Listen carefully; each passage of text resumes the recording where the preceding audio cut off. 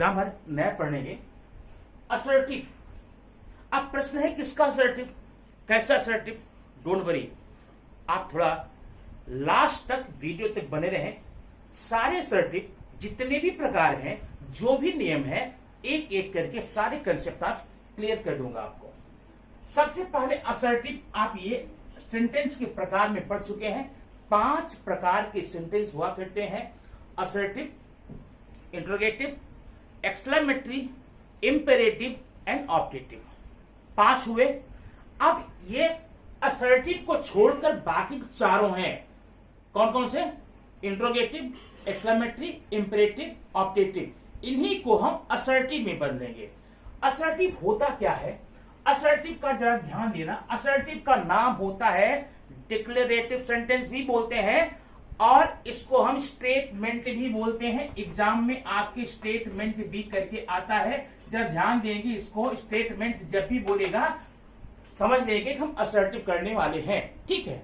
अब असर्टिव की पहचान आपको जब 5 प्रकार बताए गए थे, पूरा क्लियर किया गया है कि ऐसे सारे सेंटेंस जिसकी शुरुआत में सब्जेक्ट हो और लास्ट में फुल स्टॉप हो, वो सारे सेंटेंस हम क्या कहते हैं? असर्टिव बोलते हैं। ये स्टेटमेंट बोलते हैं। इसका मतलब अगर ऐसा कोई सेंटेंस हमको मिलता है, या तो जिसके स्टार्टिंग में सब्जेक्ट नहीं है और लास्ट में फुल स्टॉप नहीं है, तो कुल मिलाकर के उस सेंटेंस को हमें इसी रूप में लाना है कि स्टार्टिंग में सब्जेक्ट आ जाए, लास्ट में फुल स्टॉप आ जाए, हमारा असर्टिव हो जाएगा। क्या दिक्कत है इसमें? और दूसरी बात, असर्टिव का मतलब होता है ऐसे सारे सेंटेंस, इसके अर्थ से समझिएगा तो आपको नियम पढ़ने की जरूरत नहीं पड़ेगी।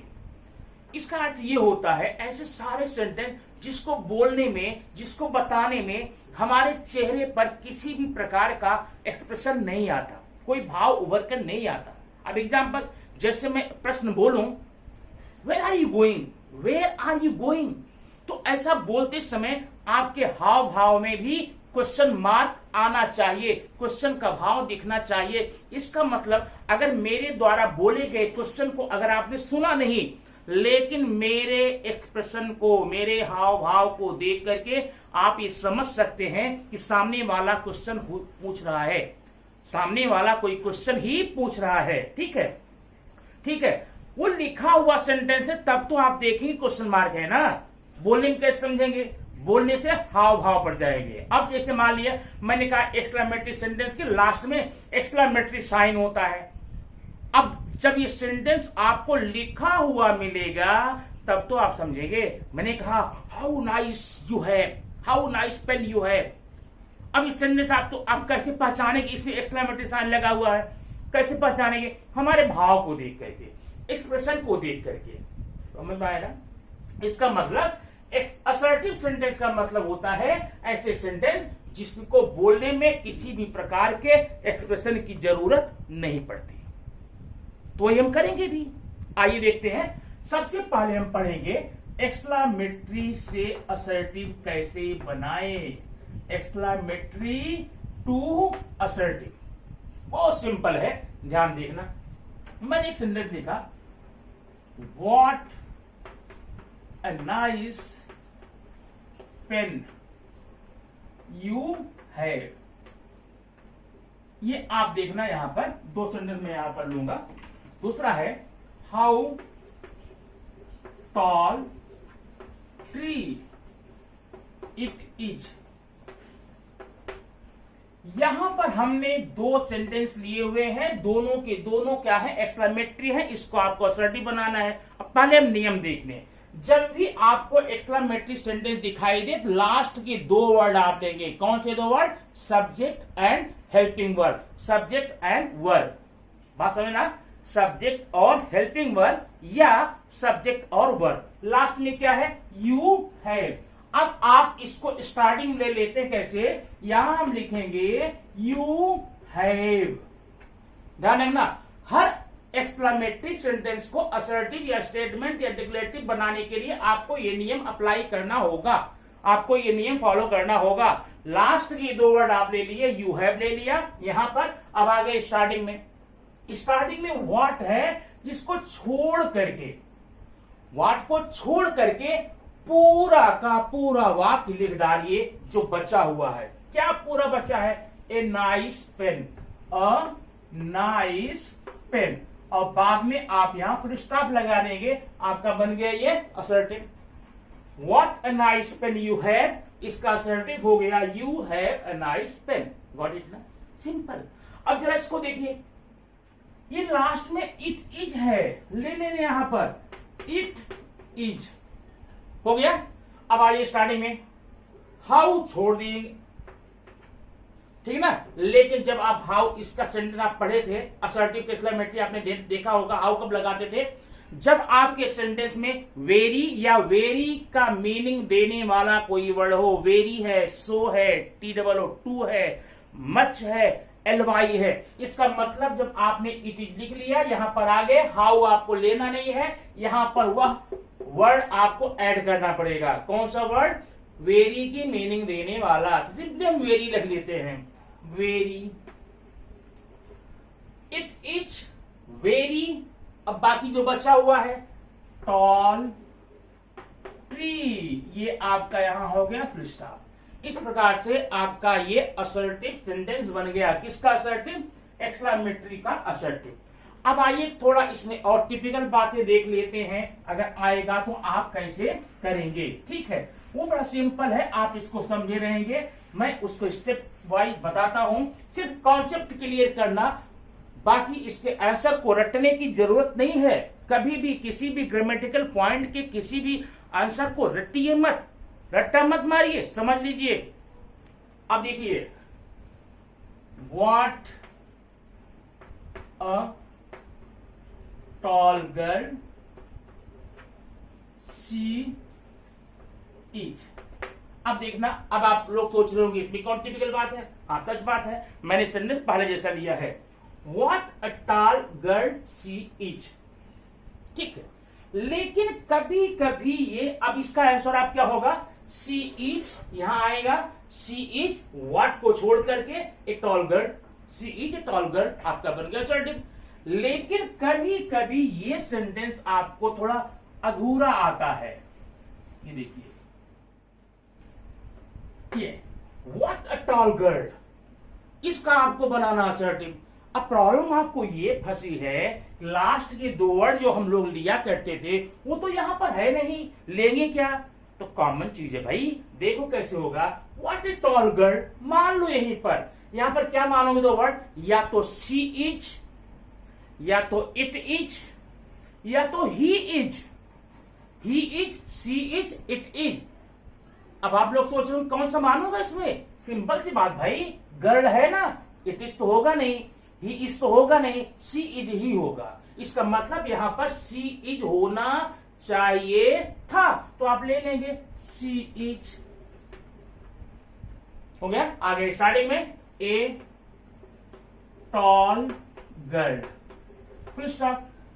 बात समझ आई ना? अच्छा, लेकिन अगर मान लीजिए यही सेंटेंस हम ऐसा लेंगे, टॉल गर्ल, टॉल गर्ल, इसमें भी वही आंसर होगा। मान लीजिए शी इज, अब इसका मतलब वाज भी मान सकते हैं, लेकिन मैं सी इज ले रहा हूं। She is a tall girl, she is a tall girl. ठीक है, अब देखो, अगर मान लो सिर्फ इतना हो जाए, एक वर्ड का एक्सक्लेमेटरी, अब क्या करेंगे? वेरी सिंपल, एक वर्ड जैसे ये होगा नाइस ना, गुड। ठीक, ऐसे एक वर्ड का कुछ भी, नाइस, गुड, ब्रेवो, मार्वलस। तो यहां पर जब टॉल है, इसका हम लेंगे टॉल इज। अब इसका असर्टिव चाहे ही इज टॉल लिखिए, सी इज टॉल लिखिए, इट इज टॉल लिखिए, या she is very tall, it is very tall, she is very tall. वैसे इसका भी कुछ भी मानकर, अगर एक वर्ड का अगर इसका आपका एक्सक्लेमेटरी आता है तो he is, she is, it is लगा करके पूरा आप कर लेंगे। मोस्टली ऐसे में आप इट इज लगा कर करेंगे, आपके लिए सबसे अच्छा रहेगा। तो इस प्रकार से आपका ये असर्टिव हो गया क्या, एक्सक्लामेटरी से असर्टिव। ठीक है, अब अगला स्टेप हम आपको लेंगे कि मान लीजिए एक्सक्लामेटरी न हो, दूसरा क्या होता है, दूसरा होता है इंपेरेटिव। तो क्या करेंगे, अब ये आपके सामने यहां पर दो सेंटेंस दिखाई दे रहा है, दोनों सेंटेंस कैसे हैं, इंपेरेटिव। अब आप इंपेरेटिव पढ़ चुके हैं, ऐसे सारे सेंटेंस जिसकी शुरुआत में वर्ब का फर्स्ट फॉर्म हो या फिर डोंट लगा हो उसको इंपेरेटिव बोलते हैं। अभी देखिए, repeat your lesson, verb first form, ये इंपेरेटिव है। डोंट मेक नॉइज, ये इंपेरेटिव है। Affirmative imperative, negative imperative. अच्छा, तो करना क्या है, इसको हमें स्टेटमेंट बनाना है। स्टेटमेंट मतलब ऐसे सारे वाक्य जिसकी शुरुआत में सब्जेक्ट हो, लास्ट में फुल स्टॉप हो। यहां लास्ट में फुल स्टॉप है, सब्जेक्ट नहीं है, तो क्या करें भाई, देखो इंपेरेटिव से असर्टिव बनाना दुनिया का सबसे आसान ग्रामर होता है।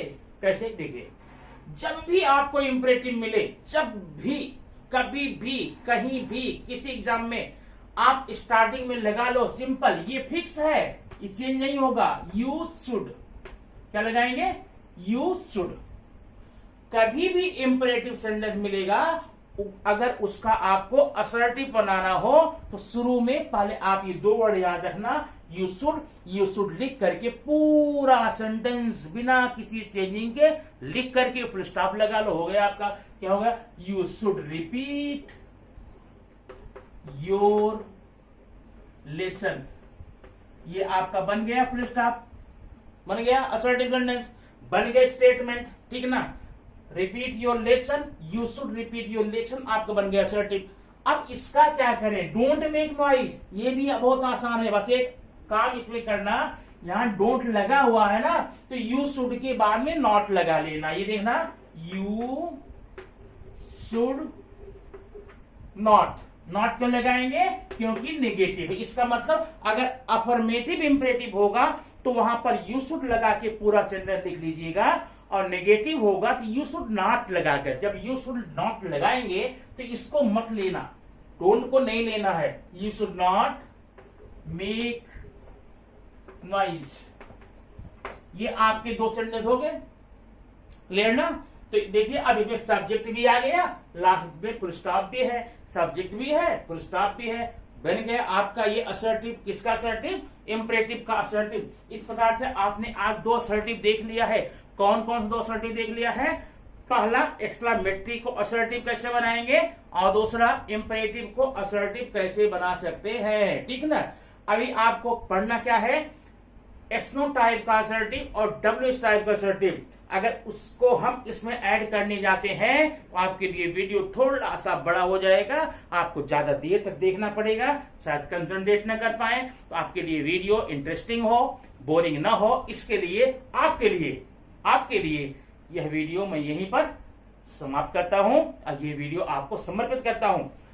वीडियो आपको कैसा लगा कमेंट बॉक्स में जरूर बताइए, लाइक करना ना भूलें। लाइक करने में सिर्फ आपको लाइक का बटन दबाना होता है, कुछ नहीं करना होता है। ठीक है, लाइक कीजिए और इसे दबा करके अपने फ्रेंड्स तक शेयर कीजिए, ताकि कंटेंट्स ढेर सारे लोगों तक पहुंचे, लोग इसका लाभ उठा सके और आपको धन्यवाद कर सके। ओके, फिर मिलेंगे अगले वीडियो में। Thank you very much.